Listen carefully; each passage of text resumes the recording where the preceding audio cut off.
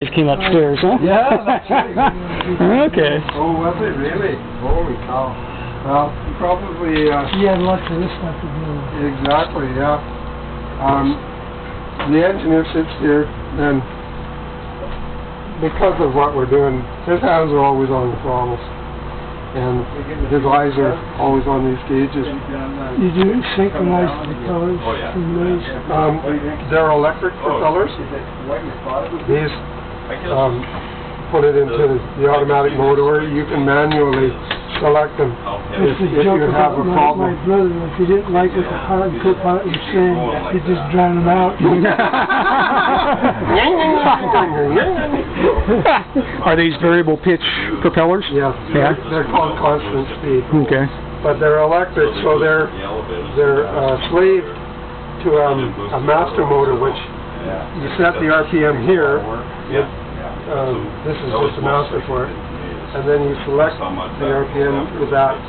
You read it out on here. On the 29, they had a sequence where the blade was as well as the speed. Huh. They kept track of where the blades were in relation to each other. Sure. Really? Oh yeah. I looked on their website. With this in automatic, Very well done website. they all follow that technology. I just can't see how And he has feather buttons back here. We don't have them up front.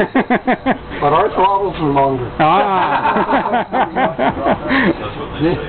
These are all engine gauges, power, RPM, manifold pressure, temperatures, fuel flows, fuel pressures, oil pressures. And then the fuel system is all here. There's 4 tanks in the hull, and they're electrically selected.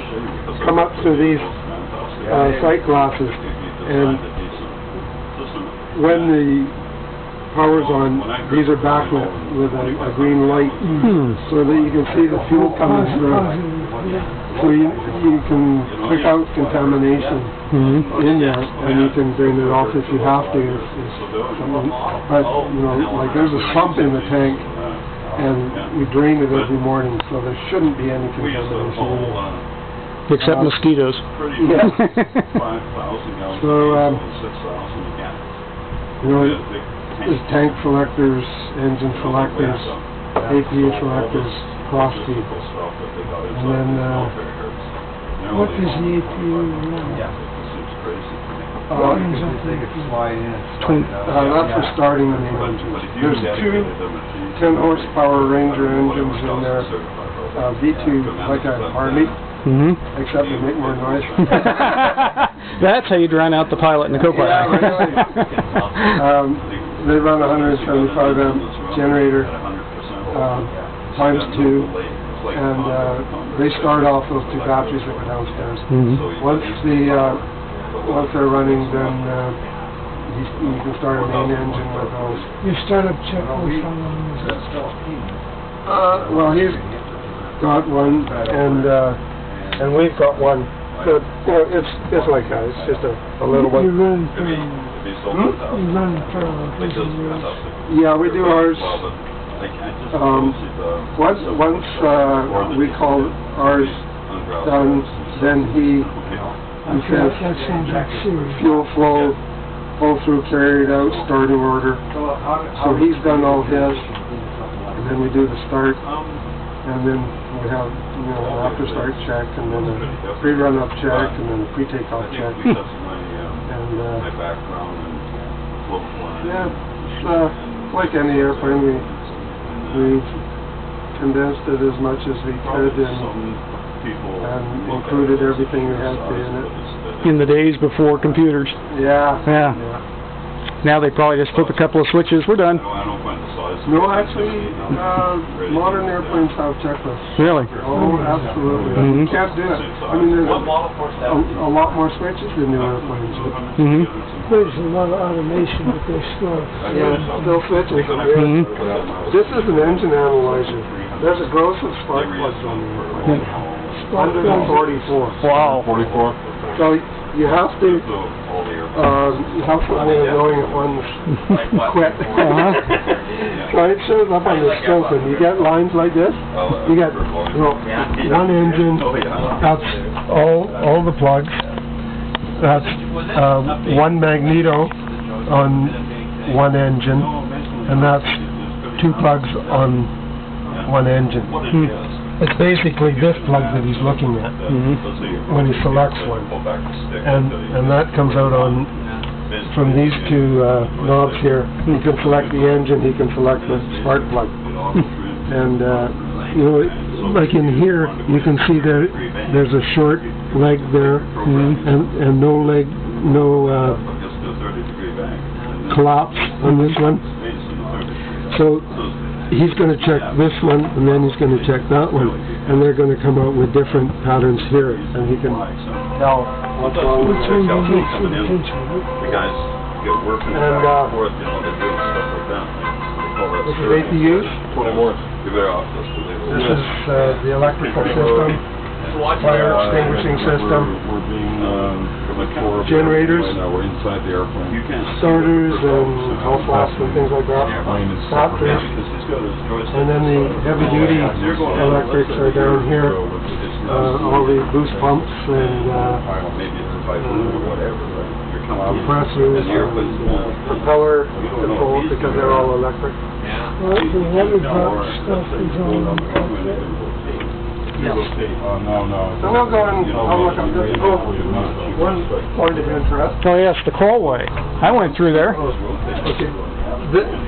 That's exactly 5'6". I am. If I put my feet on a skin on the bottom, my head touches the skin on the top. But you can walk. On the B-29, it was almost the length of the airplane. Yeah. You can walk out the wing to the inboard engine. You can walk through a hole like this in the front spar, and then you can walk along the leading edge and go to the outboard engine.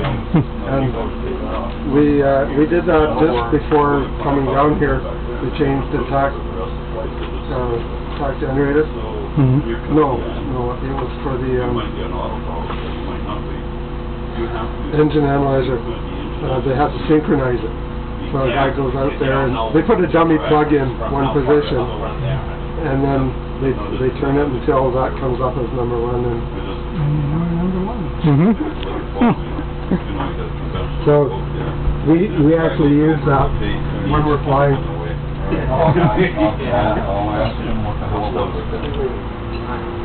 Oh, I did. Yeah, you guys I got one of those in my bedroom. Yeah. Well, yeah, when we came up here, it was turned off. Oh, was it? Came out, yeah. I think it's gonna take. Go ahead and sit down. Just don't push any pedals. You can push anything in. Don't hit the magneto. Oh, yeah, I will. Won't help. No APUs, no power. Sorry. No batteries. It's too bad the instrument panel isn't lit up. We got this new ISO system this year. Yeah. There's all your flight instruments on the left screen, and on the right screen is a map, and it will give you terrain avoidance information. Yeah. Nice. Terrain avoidance and also traffic. I think that this is running like. It works off an airplane's transponder. What's the, what warning is the terrain avoidance given based on what? How fast the train's coming up? A map. It's got a map of the U.S. in it. Well, North America in it. And if there's a hill within 100 feet of our altitude, it will come up red. If we have